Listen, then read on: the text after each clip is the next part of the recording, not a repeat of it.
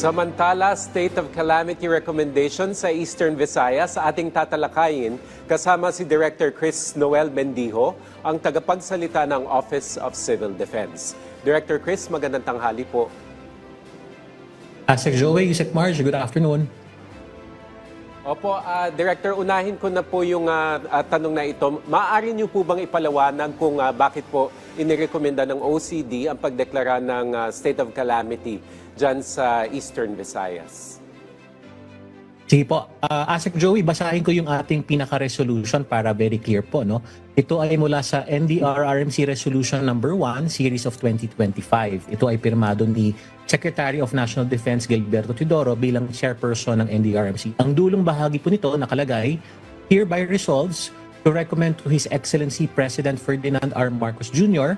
the declaration of a state of calamity in Eastern Visayas to expedite the release of necessary funds and facilitate immediate repair and rehabilitation of the San Juanico Bridge, thereby restoring vital logistics and public services. Ito po yung nakapaloob sa ating NDRRMC resolution.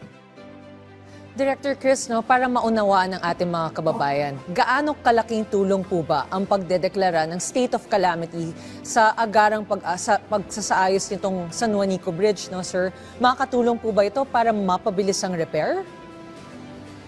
Tama po yan, Sec Marge. Sa pamamagitan ng deklarasyon ng state of calamity, magkakaroon po ng access tayo sa ating NDRRM fund, yung tinatawag po nating calamity fund.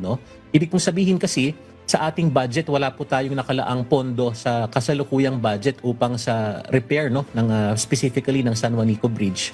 Kung kaya't kinakailangan natin ng deklarasyon ng state of calamity upang makapag-release tayo ng pondo sa immediate reconstruction at rehabilitation ng San Juanico Bridge. Kinikilala po natin, ito po ay isang major artery na nagkokonekta sa isla ng Samar at Leyte.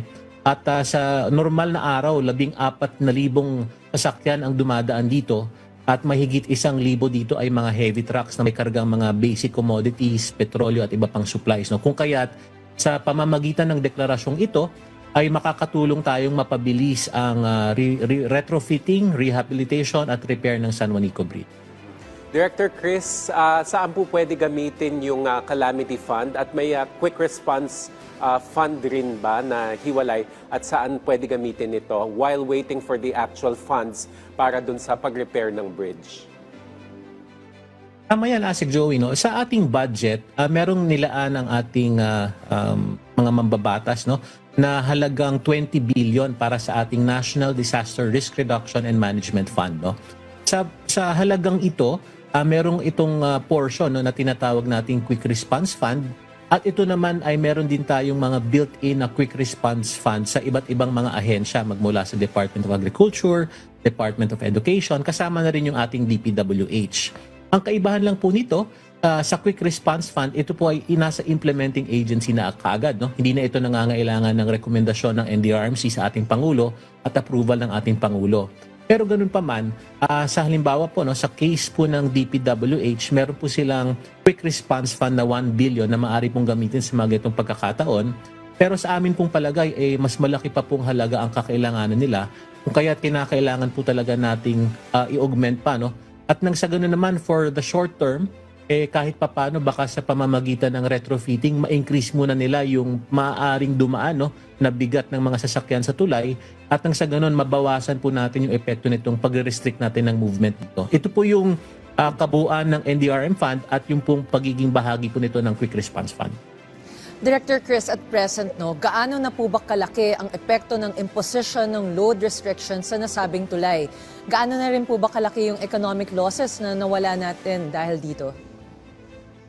At present, Sec Marge, our projections will show na baka po nasa mga 400 to 600 million po yung losses, economic losses natin dito. In fact po, ito pong mga projections na ito, kaya po natin ginawang minimized movement lang, ay para po hindi talaga maramdaman yung kabuang impact nito. So, on a monthly basis, nasa mga 300 to 600 million pesos ang ating projected economic losses. Kung kaya't, sa utos na rin po ng ating Pangulong Ferdinand Marcos Jr., talaga pong iba't ibang alternatibong solusyon ang ating tinitingnan ngayon upang maibsan po ang epekto nito. Kasama na po dyan yung pag-rehabilitate sa ating mga existing na ports, Kasama na po dyan yung pagdadagdag ng mga permits to operate. Yung pong ating mga issuances ng mga permits mula po sa Marina para sa mga dagdag na RORO.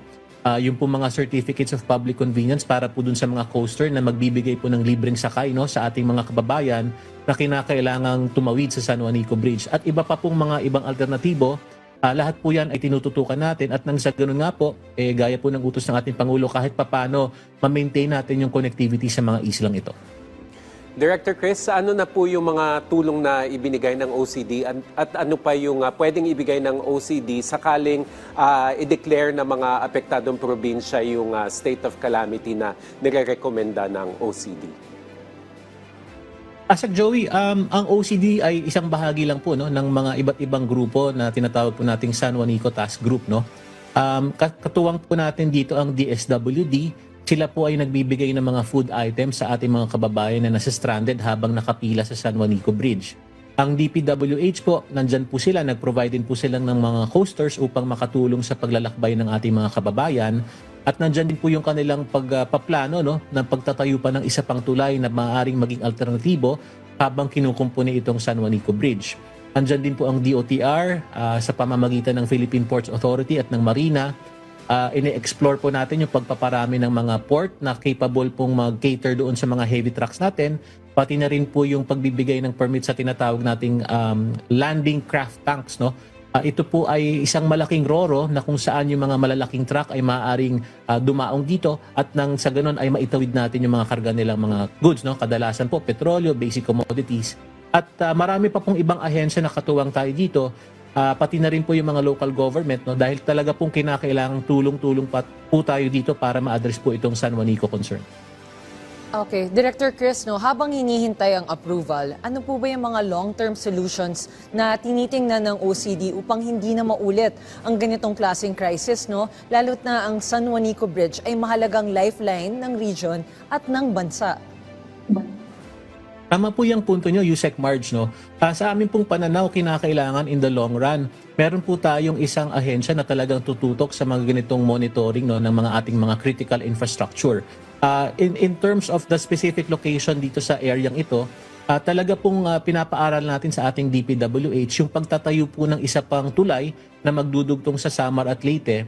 Dahil nga po kapag ganitong mga pagkakataon, no, na kailangan natin kumpunhin itong San Juanico Bridge, no, merong alternatibong magagamit ang ating mga kababayan at hindi nga po ganun katindi ang epekto, no. So, yung pong duplicity, yung pong redundancy ng ating mga infrastructure connecting islands, no, dapat po talaga meron itong yun nga, duplicity at redundancy at nang sa ganun, kung kinakailangan natin kumpuniin ang itong isang tulay, maaari natin gamitin muna yung alternatibo. So, maganda po talagang mapag-usapan ito, no? Pero sa punto nga pong ito, Yusek Marge, ang pinagtutuunan talaga natin ng pansin ay yung immediate na pangangailangan ng ating mga kababayan.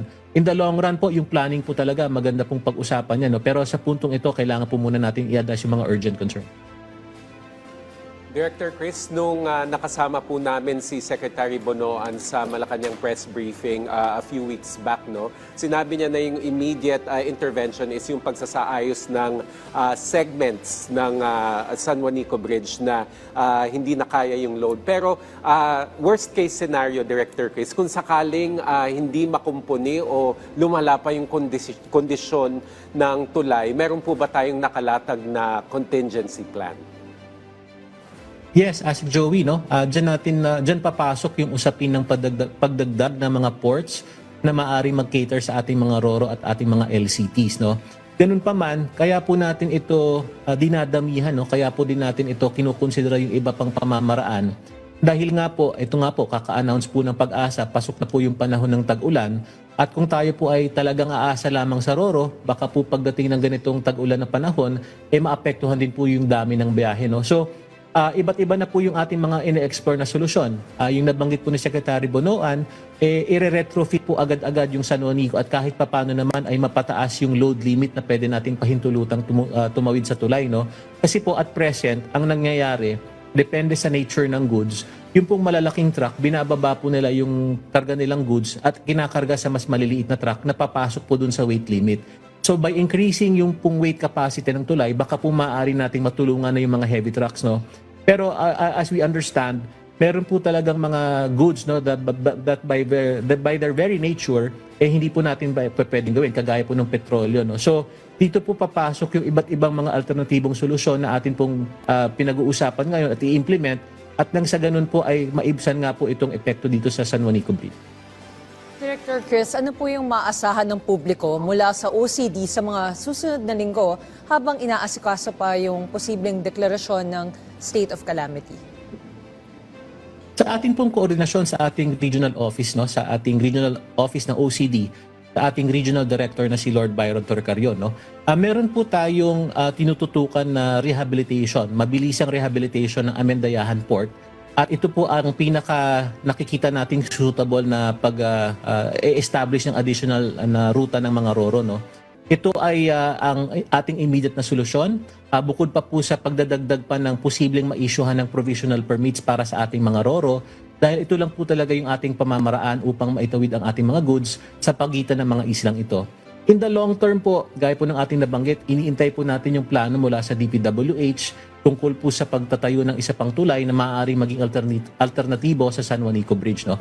So lahat po ito, Yusek Marge, Asek Joey, lahat po ito ay ating tinitingnan. Ang mission po natin dito ay makapag-provide ng alternative solutions, alternative modes of transportation sa ating mga kababayan upang masigurado po na ligtas ang kanilang paglalakbay at hindi po maapektuhan ang delivery ng ating mga goods. Siguro mas tanong ito para sa DPWH, pero baka may idea kayo, Director Chris, no? Alam niyo po ba kung ano na po yung status nung pag-retrofit sa ngayon? Kasi ilang linggo na rin mula nung nag-impose nung weight limit dyan. So, meron po ba tayong idea kung nasa ang phase na yung pagkukumpuni ng mga segment? Sa kasalukuyan, Asek Joey, wala tayong ganyang specific na information, no? Pero dun sa mga ating previous meetings with DPWH, yun nga po, no, meron silang kinukumpuni sector per sector, segment per segment, dahil meron po talagang mga areas ng ating tulay na talaga pong sila po ay nagtataas ng concern at pangamba sa safety ng ating publiko, no? Kung mapapansin po natin, buhos-buhos po yung ating traffic scheme na ginagawa dito, at yung pinadadaanan na po natin ay yung gitnang bahagi lamang po ng tulay, no? So, we'll get more information as to ano na po yung mga naging update sa DPWH sa kanilang retrofitting objective upang maitaas po yung weight limit na ating pinapadaan, no, sa San Juanico Bridge. Director Chris, mensahe na lamang po sa ating mga kababayan, lalo na po doon sa mga truckers, sa mga negosyante, at kahit yung mga ordinary passengers na apektado sa current restrictions sa San Juanico Bridge. Tayo po ay umaapila sa ating mga kababayan, sa ating publiko, no? Maging kayo man ay pasahero or may negosyo dito sa areang ito. Ginagawa po ng ating pamahalaan itong hakbang na ito dahil po hindi po maaaring isaalang-alang ang inyong kaligtasan. Sa utos po ng ating Pangulong Ferdinand Marcos Jr., malinaw po ang kanyang ibinilin sa aming misyon na hanggat maaari po ay ma-maintain ang connectivity sa area at nang sa ganon hindi po ganun kasubstantial ang epekto sa ating komersyo at negosyo. Having said that po, kung meron po tayong maaaring maitulong upang mapabilis ang inyong paglalakbay, makapag-issue ng kaukulang permit upang makatulong sa ating mga kababayan, handa po ang Office of Civil Defense at iba't ibang ahensya po ng ating pamahalaan upang tumugon sa mga pangangailangan na to. Director Chris, maraming salamat po sa inyong oras. Director Chris Noel Bendijo, ang tagapagsalita ng Office of Civil Defense. Salamat po sa pagkakataon. Magandang hapon po.